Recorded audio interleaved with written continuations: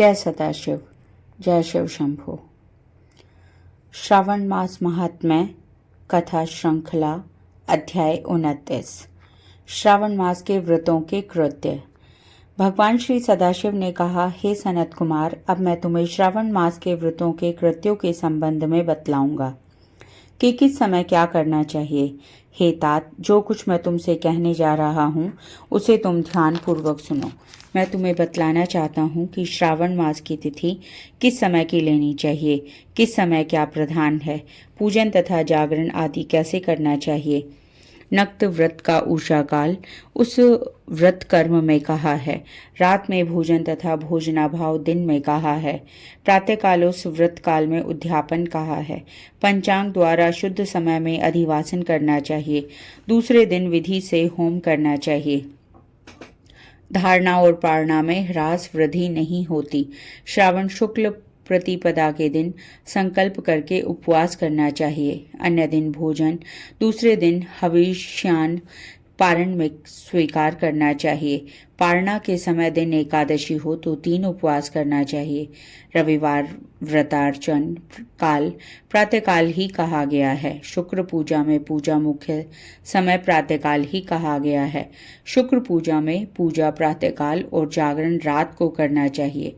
नरसिंह भगवान तथा शनि की पूजा सायंकाल करनी चाहिए। शनि के व्रत तथा दान के वास्ते मध्याह्न मुख्य है।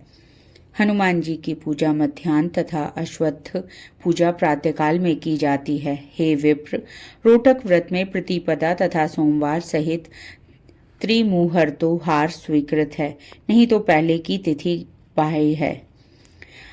उदुम्बरी द्वितीय संध्या व्यापनी तृतीया युक्त पूर्व वेदित लेनी चाहिए।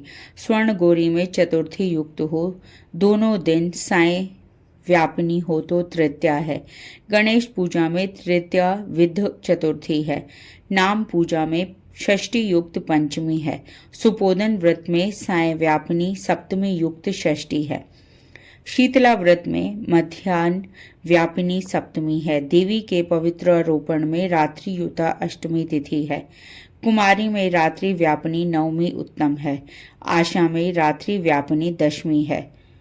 हे तात, दशमी विद्या एकादशी अग्राह्य है, उसके वैध को बतलाता हूँ। अरुणोदय समय दशमी वेद वैष्णवों के यहाँ होता है। सूर्योदय समय में स्मातों के यहाँ दशमी वेद होता है। इस रीति द्वारा द्वादशी पवित्रारोपण में कही गई है। अनंग व्रत में रात्रि व्यापिनी त्रयोदशी है। द्वितीय पहर व्यापिनी हो जाने से प्रशस्तर होती है।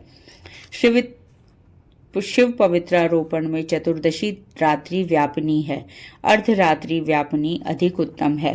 उपाकर्म तथा उत्सर्ग में पूर्णिमा और श्रवण नक्षत्र ग्राह्य है। यदि अन्य दिन पूर्णिमा 3 मुहूर्त है तो व्रत दूसरे दिन करना चाहिए, नहीं तो ऋग्वेद तैत्तिरीय शाखा वालों को पहले दिन करना चाहिए। तैत्तिरीय शाखा वाले यजुर्वेदियों को अन्य दिन पूर्णिमा 3 मुहूर्त रहने पर भी उपाकर्म और उत्सर्ग दोनों पूर्व ही करने चाहिए। पूरे दिन पूर्णिमा तथा श्रावण नक्षत्र 1 मुहूर्तोत्तर संबंध हो और अन्य 2 दिन मुहूर्त के भीतर पूर्णिमा श्रवण नक्षत्र समाप्त हो तो पूर्व करना चाहिए। अपराह्न काल में सामवेदियों को हस्त नक्षत्र अपराह्न काल व्यापनी हो तो पहले दिन करना चाहिए। उपाकर्मोत्तर सभादीप करनी चाहिए। श्रावणी कर्म तथा सर्प बलि को सूर्यास्त समय व्यापनी पूर्णिमा उत्तम है। ग्रीवोत्सव में पूर्णिमा मध्य व्यापनी लेनी चाहिए। रक्षाबंधन कार्य में अपराह्न व्यापनी पूर्णिमा ग्राह्य है। चंद्रोदय व्यापनी संकट चतुर्थी स्वीकृत है। चतुर्थी चंद्रोदय व्यापनी दिन में हो या अथवा ना हो तो पहले दिन करनी चाहिए, क्योंकि तृतीया के दिन चतुर्थी हो जाने से वह महापुण्य फलप्रद होती है। हे तात, वृत्ति को पहले दिन गणनाथ को प्रसन्न करने वाली चतुर्थी का व्रत करना चाहिए। गणेश, गौरी और बहुला को छोड़कर अन्य देवताओं की पूजा में पंचमी विधि ली गई है। भगवान श्री कृष्णचंद्र जी महाराज की पूजा में अर्धरात्रि व्यापनी अष्टमी तिथि है। निर्णय के बारे में सर्वत्र 6 तिथियां मानी गई हैं। एक तो दोनों दिन पूर्ण व्याप्ति, दोनों दिन केवल अव्यापिति, दोनों दिन अंश द्वारा समव्यापित, अन्य दिन अव्याप्ति। इन छह पक्षों में 3 पक्षों को संदेह नहीं है। अब उसे सुनो। पूर्ण व्याप्ति में अंश व्याप्ति से अधिक व्याप्ति श्रेष्ठ होती है। एक दिन जो पूर्ण तिथि है वही अन्य दिन अपूर्ण कही गई है।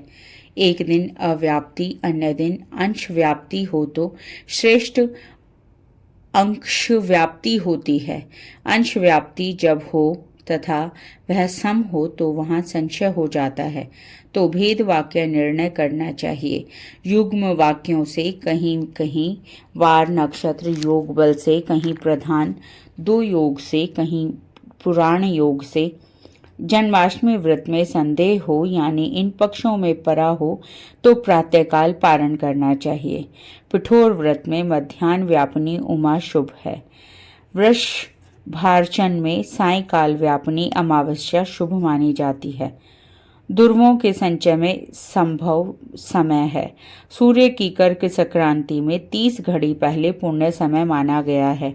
सिंह संक्रांति में 16 घड़ी पहले तथा 16 घड़ी बाद में पुण्य समय हो जाता है। कुछ मुनि सिंह संक्रांति के पहले 16 घड़ी पुण्य समय कहते हैं। अगस्त्यार्घ्य समय व्रत विधि सहित ही कहा है। हे तात, मैंने तुम्हें यह कर्मों का काल निर्णय कहा है। इस अध्याय को जो सुनता है तथा इसे जो सुनाता है उसको श्रावण मास के सभी व्रतों के फल की प्राप्ति हो जाती है। जय सदाशिव, जय शिव शंभो।